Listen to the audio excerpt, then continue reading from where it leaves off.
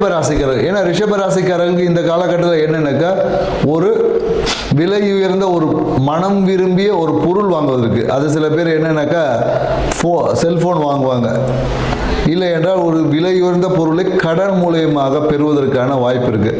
குறிப்பாக என்னக்கா வீட்டில் பார்த்தீங்கன்னா ஏதாவது ஹாலில் ஒரு டெக்கரேட்டிவ் ஐட்டம்ஸாக இருக்கும், இல்லை ஒரு கலநையில் உள்ள நிறைய பேர் என்னக்கா அந்த டைனிங் டேபிள் வாங்குவாங்க, கண்ணாடி பொருட்களை வாங்குவது, இந்த மாதிரியான சில பேர் என்னக்கா கையில் கூட வாட்ச் வாங்குவாங்க, நல்ல ஒரு லக்ஸரியஸ் வாட்ச், ஏதாவது ஒரு நல்ல ஒரு ஹைஃபை திங்ஸை வாங்குவதற்கான வாய்ப்புகள் இருக்குது. பெரும்பாலும் என்னக்கா ரிஷபராசிகள் திருமணத்துக்கு அப்புறம் பார்த்தீங்கன்னா ஏதோ ஒரு கடன் இவங்க வாழ்க்கையில் ஏற்படும்.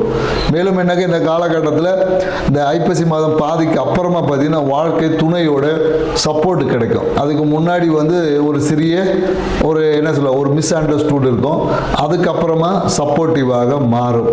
மேலும் என்னன்னாக்கா வீட்டில் பார்த்தீங்கன்னா வீட்டோடைய ஹாலில் ஏதாவது ஒரு மாற்றங்களை செய்வாங்க இந்த காலகட்டத்தில்.